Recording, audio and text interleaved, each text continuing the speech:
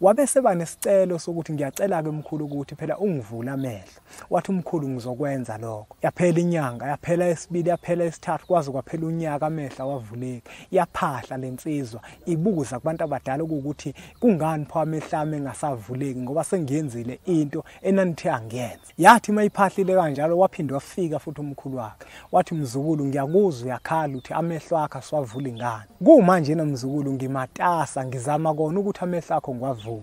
Nawe mzukulu uzongifakazela ukuthi uma ungagwaza umuntu kulula ukumgwaza kodwa mase kuthiwa vala inxeba kunzima ukuvala inxeba.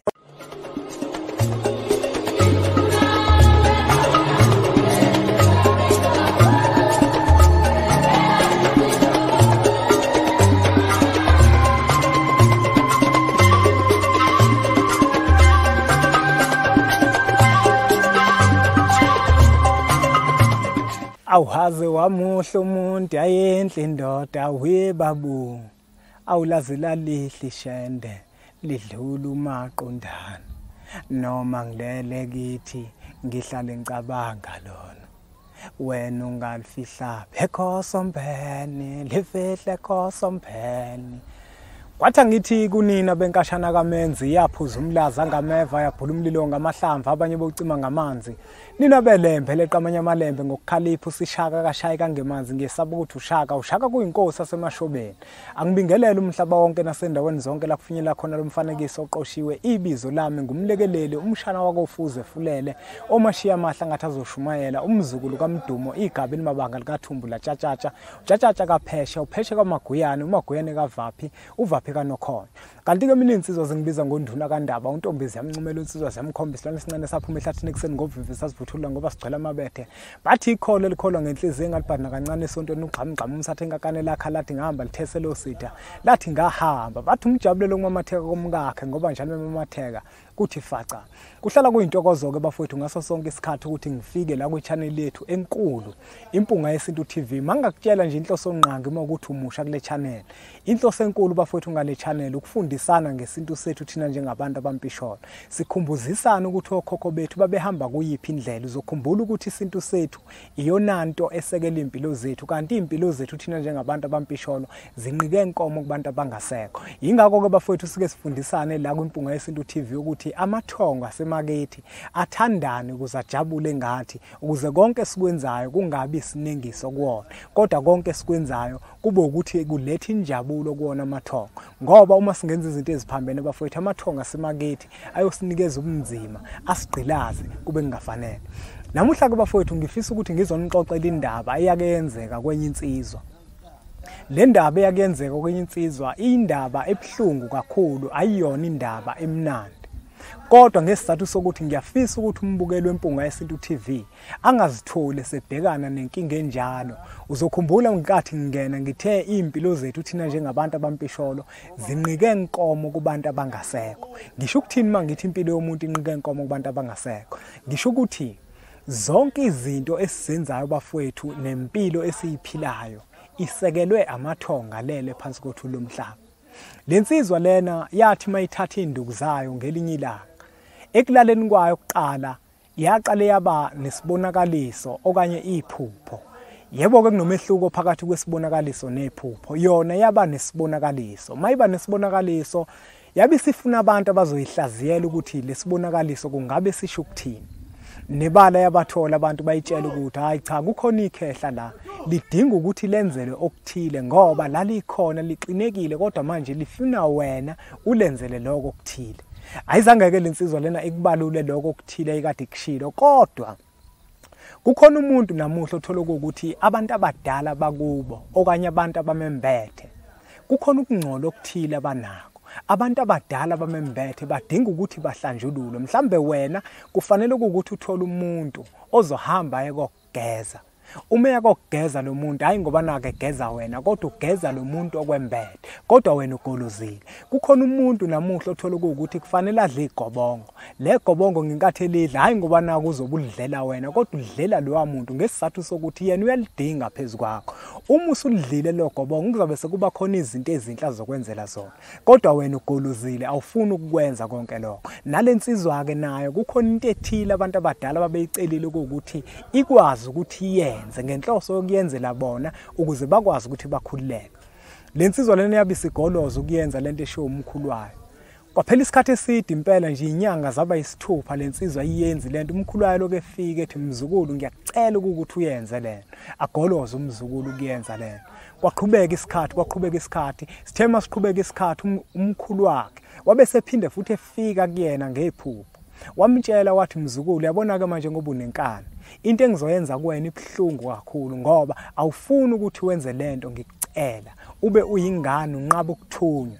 Nawe mhlambe ngenzeka ukuthi kunento abantu abadala bayifuna ukuthi uyenze kodwa manje usugoloze kaningi ukuyenza. Sugoloze kaningi impela ukuyenza. Abantu abadala lo mfana lona bamupha imali. Bathi mabemupha imali na wangabona ukuthi le mali lena ke manje asenayo uyinikwa yibona abantu abadala. Waqhubeka na wenza izinto zakhe. Wathelele ngelinye ilanga ebusuku. Wafika umkhulu wakhe. Mefika umkhulu wakhe ufika ucasukile kakhulu uthi wena mfana wasengikhathele manje uwena.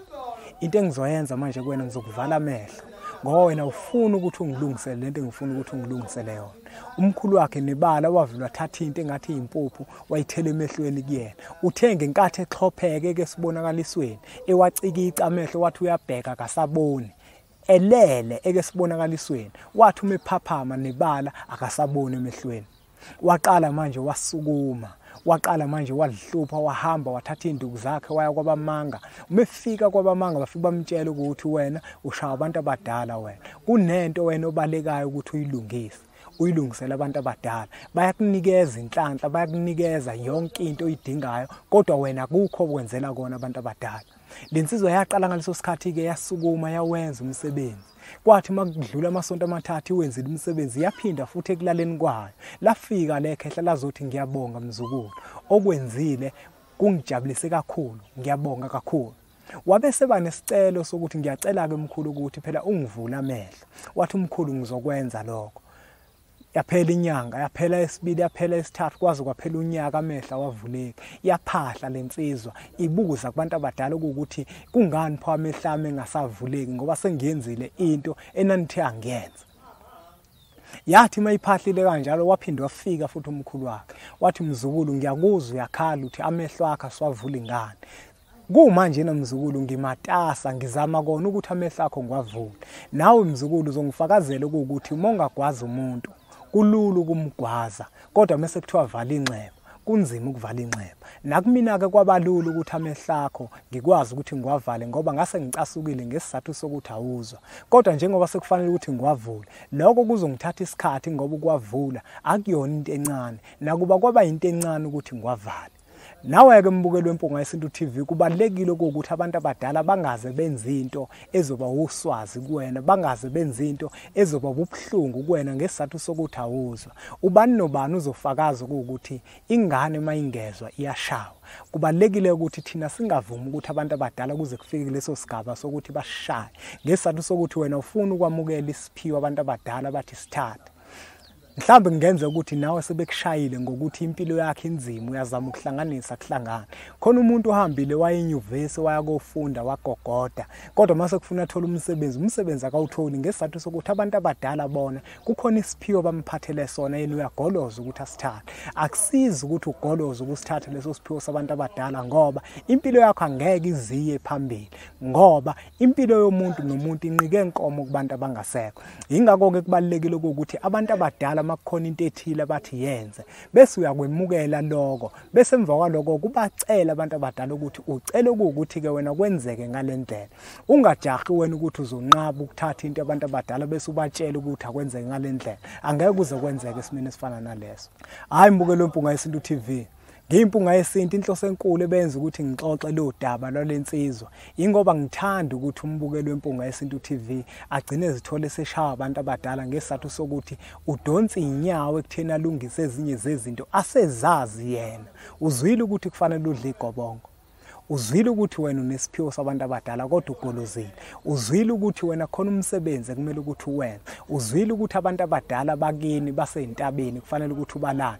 Uzwile ukuthi abantu abadala bakini kufanele ukuthi bagezwe. Uzwile ukuthi wena kini emagcekeni akini kudingakala inhlambuluko phakathi komuzi wakini kodwa nina nigolozile.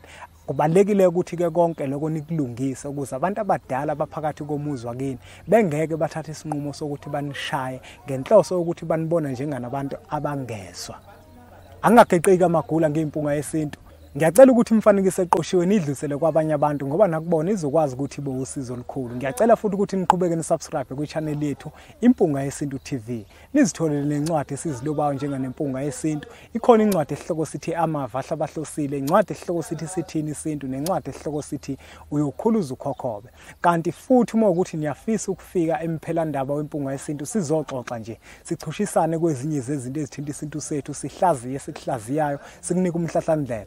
Inombolo izona lezo ozibonayo le screenini, uzokwazi ukuthi uzishayele wenze appointment, ungavela ufike ngesizathu sokuthi abantu bafowethu asifuni ukuthi abantu bafikele mahala uthi ufika kanti sisematasa ugcine manje usuhlala ulinda ngesizathu sokuthi thina njenganempunga yesintu siyabahlonipha kakhulu abantu. Ingakho ke sike sifisa ukuthi uqala ushayele zona inombolo lezi wenze appointment ukuze uzokwazi ukuthi sikunikeze isikhathi ozofika ngaso nosuku ozofika ngalo. Asibonge kakhulu kwabafundi ngokuthi niyibuka imfanekiso eqoshiwe bese sithi nje impunga. Umuntu othembele kuye wena, umuntu othembele kuye wena,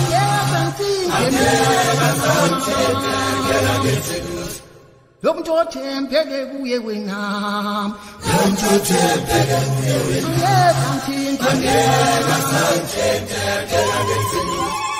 Baba mina kinti, Baba mina kinta kola,